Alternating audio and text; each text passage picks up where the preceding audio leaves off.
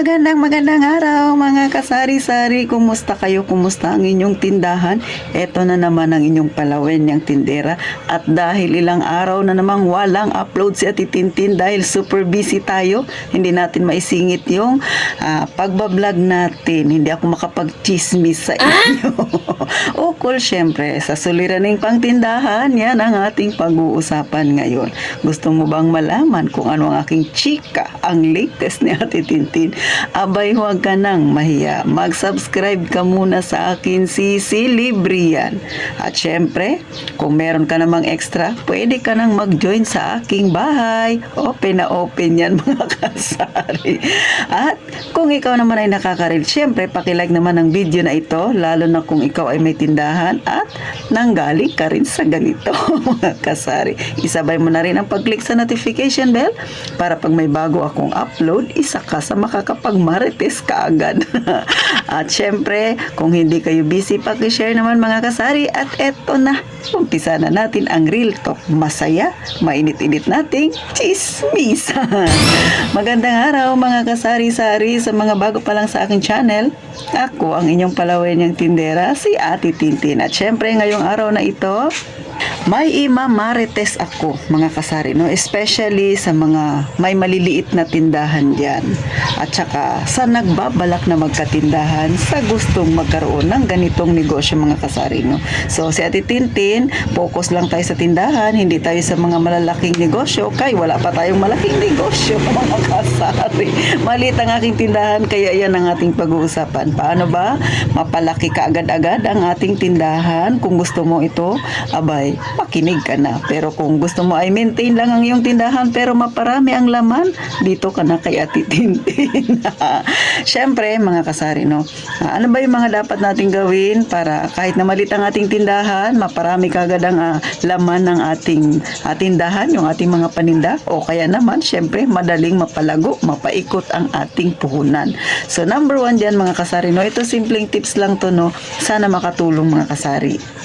Number 1, huwag mo munang bawasan ang kita ng iyong tindahan kung ikaw ay nag-uumpisa pa lang or ang iyong benta. O, mga kasari.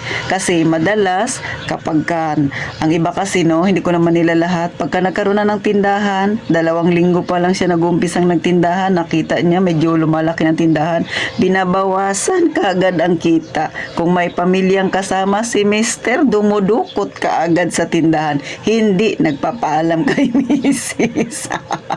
So, sa lahat ng mga kagaya kong tindera, abay, magbantay lagi sa inyong tindahan, mga kasari, no?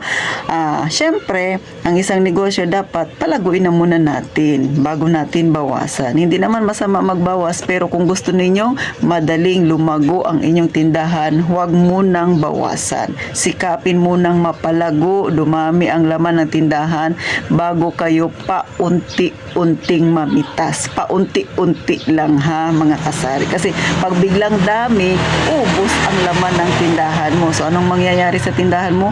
Lubog talaga yan, mga kasari. Number 2, syempre, pag kayo ay may tindahan, bago pa lang sa pagtitindahan, mga kasari, bantayan ang tindahan. Hindi nagbabantay pero panay naman ang dukot sa tindahan. Usually nangyayari ito kapag matagal na yung tindera na nagbabantay, nabuboard na siya, walang bumibili, dumudukot ng mga chichirya, umiinom ng soft drinks, mga kasari. Minsan gawain ko rin naman yan. Pero syempre ginawa ko yan nitong matagal na ako sa pagtitindahan. Kaya lang, dapat bayaran mo yan. Hindi yung dukot-dukot ka dyan, no? Tapos limot-limot kang bayaran, mga kasari. Tandaan, ang negosyo, iyo nga yan. Pero yung pera na nandyan ay sa negosyo mo yan. Huwag mong ariing pang sarili mo, mga kasari, no? So, hindi naman masama na umutang sa iyong sariling tindahan. Pero dapat bayaran. Ilista, bayaran. Hindi lang na ilista mo, pero hindi mo naman binabayaran, mga kasari. Kailangan ibalik natin kung ano yung kinuha natin sa ating tindahan para malaman talaga natin na sa isang araw na ito, magkano ba yung ating kinita, magkano ba yung benta natin, mga kasari, no? Mas mainam sana kung magkaroon kayo ng journal, no? Para araw-araw ililista ninyo kung magkano yung naging benta ninyo sa buong maghapon. At syempre, kung medyo marunong naman kayo sa pag-compute, sabihin na natin 15% lang 15% ang patong ninyo sa inyong paninda, makukompute ninyo kung magkano ang kita ng inyong tindahan, mga kasari, no.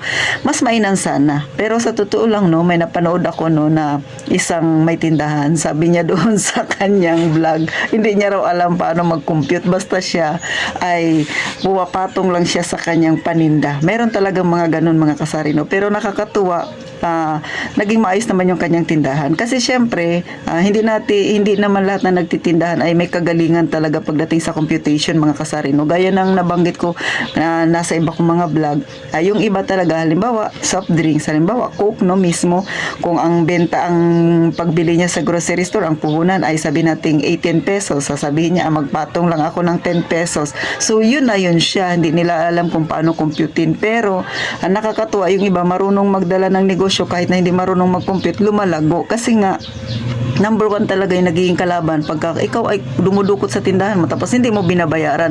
Pero yung mga ganon, kapag dumudukot sila sa tindahan, binabayaran nila. Kaya kahit na hindi sila ganon kagaling na mag-compute, tapos ang alam lang nila magpatong sa paninda, lumalago naman, mga kasari. So kanya-kanya naman tayo ng way ng paghawak natin ng ating negosyo, no. Pero syempre, kung gusto mo talaga na makita mo kung paano lumalago ang tindahan mo, pag-aralan syempre kung paano ang tamang pag-compute para makita mo. Halimbawa, ngayong araw na to, ay ito yung aking kita. Sunod na araw, ay ito yung aking kita, no.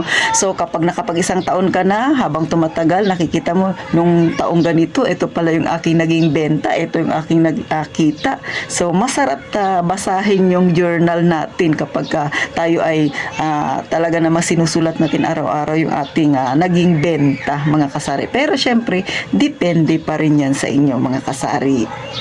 Next, number 3, para mapadali natin ang paglago ng ating tindahan. Syempre, pagka medyo nakadalawang linggo ka na sa pagtitindahan, kabisado mo na yung fast moving, bumili ng mga item na fast moving, at syempre, bumili rin ng fast moving na medyo malaki ang kita.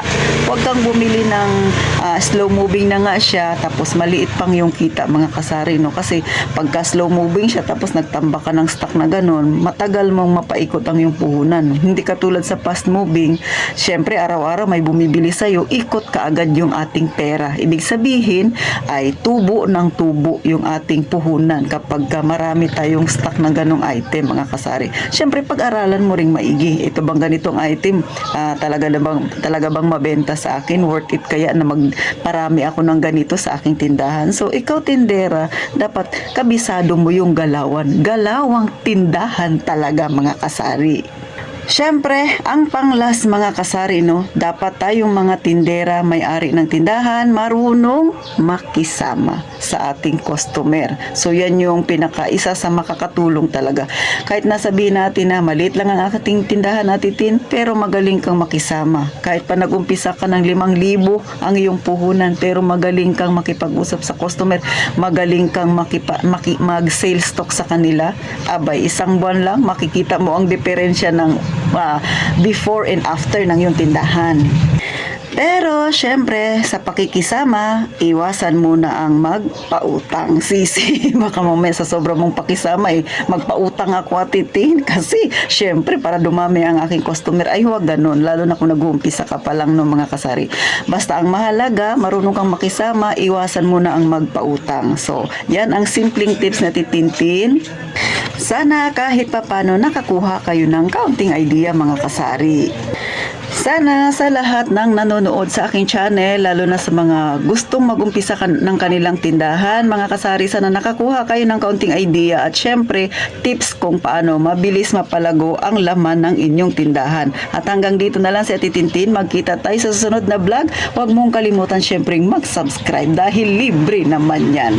So paano, gaya nga ng palagi kong sinasabi, mag-iingat kayong palagi, mga kasari.